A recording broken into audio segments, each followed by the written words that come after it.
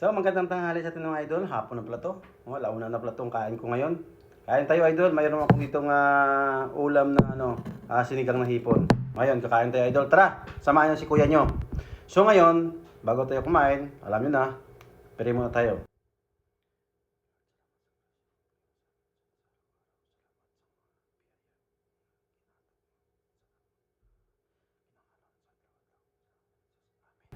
Men! So, tara, samahan nyo ka mga idol. Kain tayo. Para, yung iba kasi idol, pag nagkumakain kasi, siyempre, yung mga maraming ulam. Sa akin, konti lang to idol.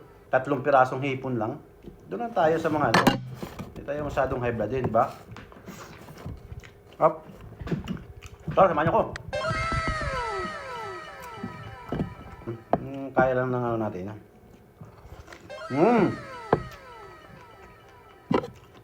Quality ah.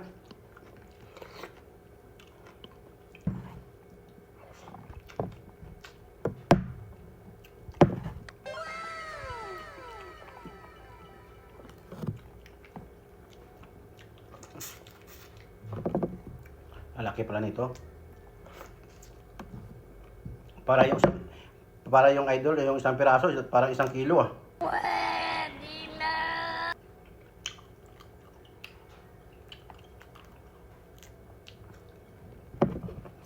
Kasi ngayon, trip ko ngayon kumain ngayon eh. Ang mga gulay.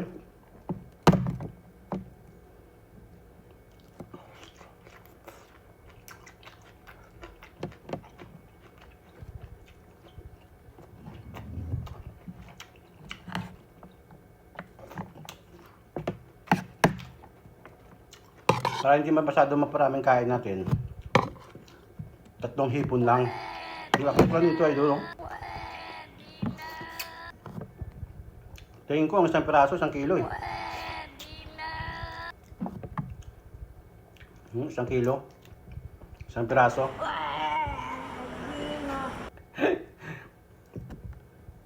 Sarap kumain mga idol pag mag-isa lang sa bahay, no? Wala nakakadisturbo eh. Kahit kumain ka ng marami, okay lang sana. Yan naman ako eh. Sarap.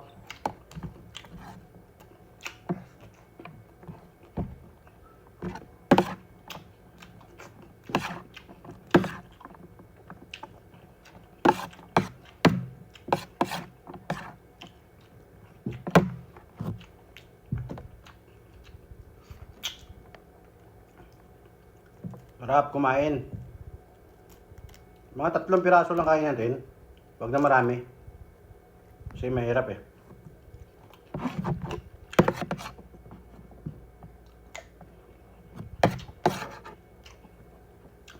Nang kadali ako kayo kumain. Yun lang. Ba? Ang tubig. So, thank you so much. Nabusog na ako. Ay, salamat sa mga kung sino pa hindi nakapalo sa page ko, paki-follow naman po mga idol, ha? I-share na lang. Pang-comment na lang kayo kung hanggang saan po aabot yung video natin. Maraming salamat sa inyo lahat sa pagsuporta sa kay 4G Brothers Vlog, ha? Shoutout sa mga kumpare ko dyan. Especially po kay paring John Day sa Jet taga GMA.